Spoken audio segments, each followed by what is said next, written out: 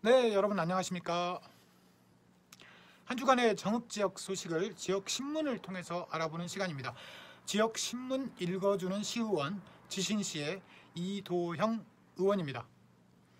지난 한 주간에는 정읍지역에서 제130주년 동학농민혁명 기념 행사가 있었죠. 그 외에도 우리 시민생활에 꼭 필요한 내용, 알아두시면 좋을 내용을 중심으로 이번 주에도 편집해 보겠습니다. 자, 지신시 응원해 주시겠다면 좋아요 꼭 눌러주시고요. 또 기왕이면 주변에도 널리 알려주시면 제가 큰 힘이 나겠습니다. 시작하겠습니다. 자, 첫 번째 신문은요, 정읍시사인데요. 2024년 5월 13일자입니다. 혁명과 평화라는 주제로 제3회 세계혁명도시 연대회의가 성료되었다는 소식입니다. 이번 연대회의에 참여한 도시는 정읍을 중심으로 아일랜드 독립투쟁의 중심 도시인 코크시, 독일 농민전쟁의 중심지인 밀하우젠, 체게바라의 고택이 있는 아르헨티나의 알타그라시아, 필리핀의 국부로 불리는 독립운동가 호세 리잘의 고향인 칼람바 등 5개 도시가 참여했고요. 참가 도시들은 모두 근대 전환기의 농민혁명이 정의와 평등, 제국주의와의 투쟁에서 시작됐다면 지금의 혁명 정신은 전쟁 위기를 극복하고 지구적 환경과 생태 회복, 불평등 격차 해소 등으로 전환되어야 한다는 점에 뜻을 모았다고 합니다. 정읍시는 올해 연대회의를 기점으로 지금까지 참여한 도시들을 정식 회원도시로 등록하는 등 연대회의를 혁명도시를 주제로 하는 대표적인 국제회의로 발전시키겠다고 밝혔고, 향후에는 멕시코 농민혁명과 스위스 농민전쟁도 연대회의에 초청할 계획이라고 합니다. 특히 앞으로는 연대회의의 정례화와 발전을 위해서 UN 등 국제기구와도 협의를 해서 공직화하는 방안도 모색할 것이라고 합니다. 호남고등학교 통학로를 중심으로 지중화 사업을 펼치는군요. 5월 16일부터 6월 말일까지 약 2개월 동안에 오전 7시 30분부터 오후 5시까지 공사 중인 구간에 대해서 주정차 및 차선 일부가 통제되고 공사가 끝나는 오후 5시에 정상 통행이 가능하다고 합니다. 주변을 지나시는 분들은 많은 협조 부탁드립니다. 정읍시가 다문화 가족에게 교육활동비를 최대 60만 원까지 지원하게 되는군요. 교육급여를 받지 않는 기준 중위소득 100% 이하 다문화 가족의 7살에서 18살까지 자녀에게 교재 구입, 독서실 이용 등 교육활동에 필요한 비용을 카드 포인트 형식으로 지원한다고 합니다. 초등학생은 연 40만 원, 중학생은 연 50만 원, 고등학생은 연 60만 원을 지원하는군요. 정읍에서 골목길 공예 페스티벌을 개최한다고 하네요. 5월 25일 오후 1시부터 5시까지 정읍 공예 창작 지원센터 일원에서 진행된다고 합니다. 정읍시가 2024년 전북특별자치도 세외 수입 운영 실적 평가에서 최우수 기관으로 선정되었네요. 손문국 세정과장님을 비롯한 세정과 직원 여러분 수고하셨습니다. 동학농민혁명 기념재단에서 웹툰 공모전을 펼쳤고 수상작에 대한 특별 전시를 8월 5일까지 한다고 합니다. 동학농민혁명 기념재단 황토현에 있습니다. 강살리기 네트워크라는 조직이 있는데요.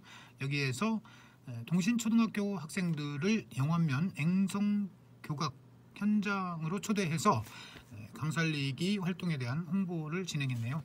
2024년 5월 15일자 정읍신문입니다. 정읍신문 1면에는요, 편의 추구를 위해서 중앙선을 절단한 곳이 많이 있는데 사고가 많이 발생한다는 것 같습니다. 전수조사를 해서 복구가 필요하다는 주장을 실었습니다. 양우 아파트에서 정읍중학교 구간에 일부 구간에 불법 주정차 차량을 묵인하는 것인가 라면서 그 지역 교통 상황에 대해서 기사가 있고요. 옹동면의 여성의용 소방대가 소방차 길 터주기 캠페인을 펼쳤군요. 자, 근데 옹동은 사실은 소방차가 못 지나갈 정도의 도로 사정은 아닌 것 같은데 시내권에서 이런 일들 한번 해봤으면 좋겠습니다. 정치 사회복지협의회가 사무실을 이전했네요. 영원면에서는 악성 민원에 대응하는 능력을 강화하기 위해서 경찰과 합동으로 모의훈련을 실시했네요.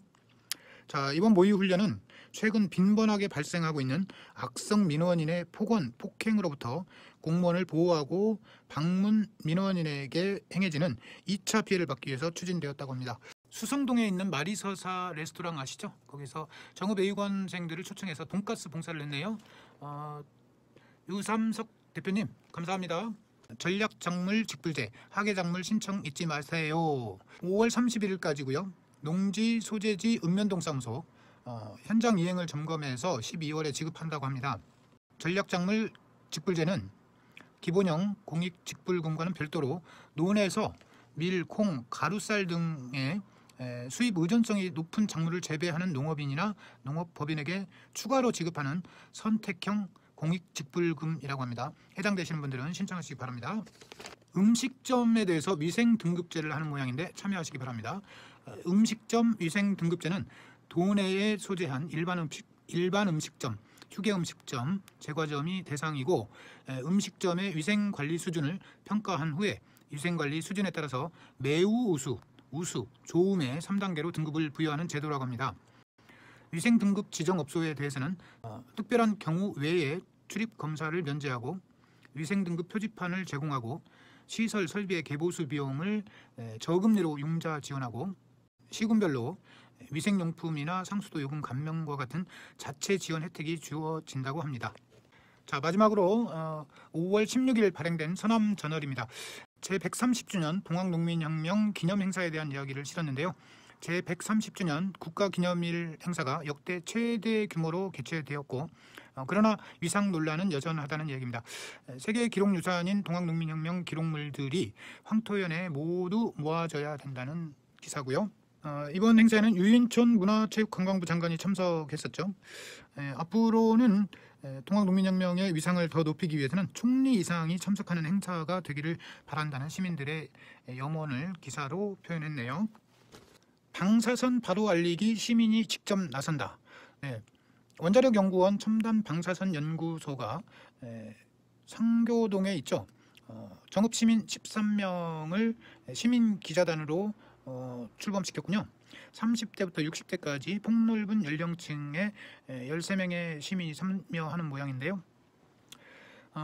시민기자단은 방사선 바로 알리기 활동 외에도 연구소의 사회공헌 활동을 비롯해서 각종 행사나 전시도 직접 참여해서 주민과의 지역 상생 협력을 강화하는 데 힘을 보탤 계획이라고 합니다.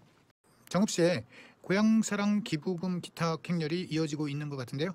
고향사랑 기부금 제도에 대해서는 별도로 다시 한번 예전에 한번 소개해 드렸습니다만 별도로 한번 소개해 드리도록 하겠습니다. 한서요양병원에서 어버이날을 맞아서 다채로운 행사를 진행했었군요. 정읍시가 단풍미인컵 전국 유소년 축구 페스티벌을 성황리에 마무리했다는 이야기입니다. 전국에 60개 팀이 참여해서 650명 정도가 정읍을 방문했었네요.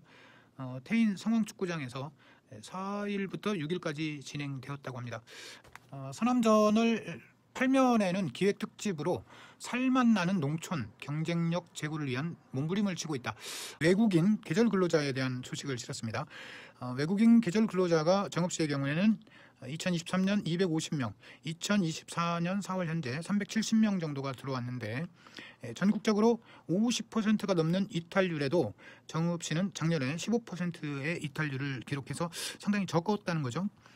외국인 근로자들이 이제 언어와 문화적 차이 때문에 힘들어하고 생면부지의 환경에 적응을 해야 되는 문제, 또 하루라도 더 많은 시간을 일하고 싶어 하는데 일자리와 근로자 간의 미스매치도 또 문제인 것 같습니다. 또 빈번하게 발생하는 농번기의 불법 체류자 단속 때문에 1년 농사에 치명타를 입는 경우도 있다고 하네요. 시간이 갈수록 제도는 보완되고 있다고 합니다. 열악한 시설을 규정에 맞는 시설로 바꾸었고 사람을 대하는 태도도 상호 존중과 신뢰가 지켜지고 있는 등 외국인 근로자와 관련된 변화된 모습을 서남저널 8면의 기획특집으로 실었습니다.